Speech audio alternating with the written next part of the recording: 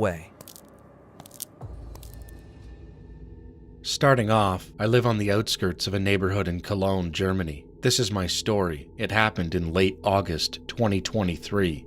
It was a night that would haunt me forever. The neighborhood was covered in an unsettling calmness, the only sound being the soft crunch of gravel beneath my feet. The streetlights cast long, ominous shadows on the ground, making it seem like dark tentacles were reaching out to snatch me. I was walking after dinner in a dark hoodie, my AirPods in, trying to relax after a long day. As I walked, a pack of stray dogs trailed behind me, their eyes gleaming in the dark. At first, I didn't think much of it. I instantly recognized them as our neighborhood dogs, Bucky, Benny, and Hans. They were normally friendly, but tonight they seemed restless, circling around me as if they were guarding me from something I couldn't see. Suddenly, they stopped in their tracks, their ears perked up and their eyes fixed on something in the distance. A low, mournful howl pierced the air, so sharp it felt like it crawled straight up my spine. The dogs began to whine and cry, their voices rising to a frantic pitch. I tried to calm them down, but they were beyond consultation. That's when I felt it, a sudden, unnatural breeze, icy enough to sting my skin even though it was a warm night. It was as if someone had brushed right past me, leaving behind a coldness that felt intentional. My right AirPod slipped out of my ear, fell to the pavement, and that's when I heard it. A faint, raspy whisper, one single phrase that made my blood run cold. Go home. I didn't need to be told twice. I turned around and ran, my heart pounding so hard it hurt, the dogs sprinting beside me as if they were fleeing too. We didn't stop until we reached the safety of my garage. I slammed the door shut, locked it, and tried to catch my breath as the dogs whimpered beside me. But the memory of that whisper lingered, echoing in my mind like a curse. I knew then that I had encountered something truly evil, something that didn't want me there, and then the pieces began to connect. It all started a few months earlier, when two of my friends, Karen and Alex, had taken their own lives. Karen had been struggling with the pressure of her studies, while Alex had been dealing with constant harassment from his uncle and aunt. Their deaths shook our locality, but deep down, I always felt something about their stories didn't add up. In the weeks after my encounter, I started hearing whispers from other friends, whispers of their own terrifying experiences. They spoke of shadowy figures lurking in corners, cold spots in their homes, strange whispers calling their names at night. Some even felt watched whenever they walked alone.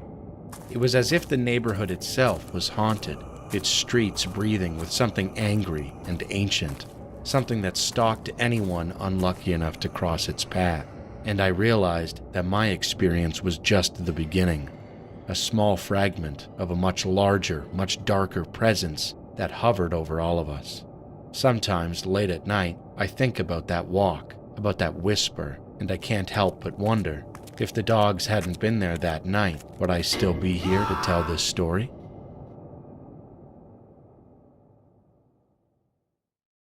I used to hang out with a small group of 4 or 5 friends, and we'd go to each other's apartments all the time.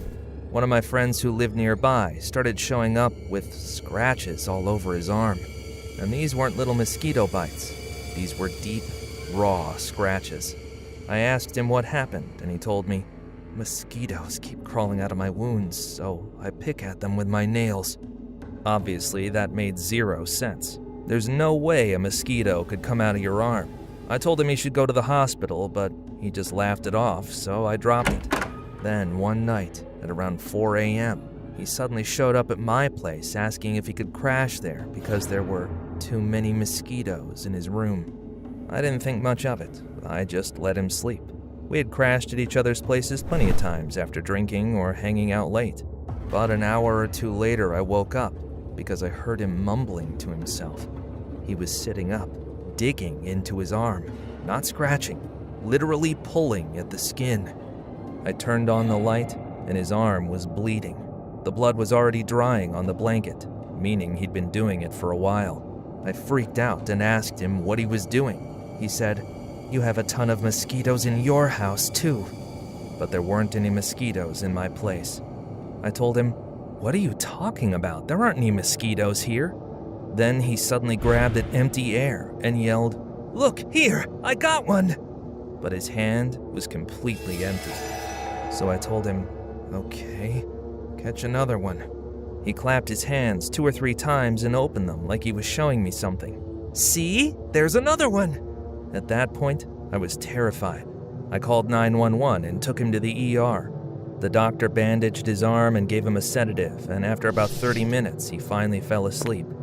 I was getting ready to go home when the doctor stopped me and asked about his symptoms. I told him my friend could explain it better himself.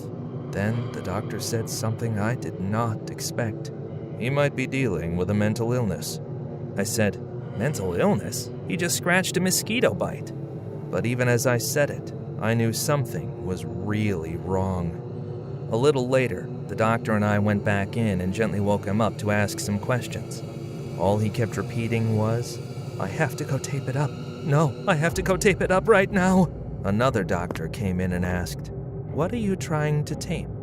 And my friend answered, "The window." The doctor asked, "Why do you need to tape the window?" And my friend said, "Because at night the mosquitoes come in and get into my arm." He kept talking nonsense and wouldn't give us his parents' contact information. Eventually, I had to reach out to one of our professors, and through him, we finally managed to get in touch with my friend's family. Afterward, I went home, drank 2 beers, and passed out from the stress. By the end of the semester, he stopped coming to class altogether. The following semester, he took a leave of absence.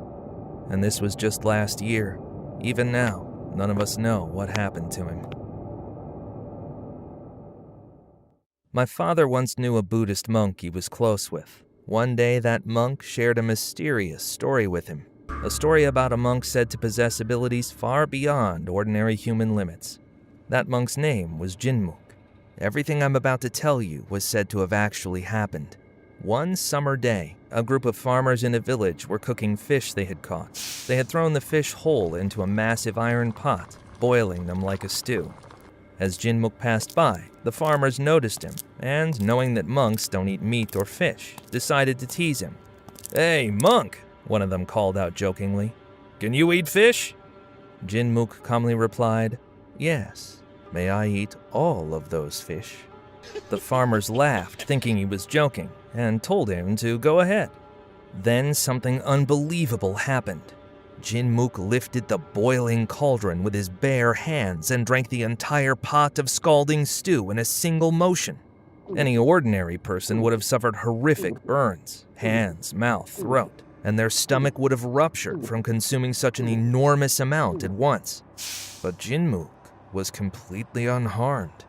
The farmers were stunned. Moments later, shock turned into anger. Seeing all their food gone, they began shouting at the monk.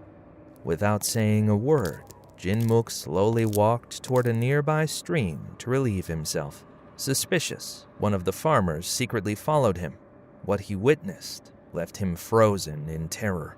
As Jinmuk relieved himself, the fish he had eaten came out alive. Every single one of them. They slipped into the stream and swam away as if nothing had happened. When the farmers realized what they had seen, they froze in disbelief, suddenly aware that they had mocked a true master, and bowed their heads in apology. Jinmuk simply looked at them and said, "Do not kill living beings." Then he walked away.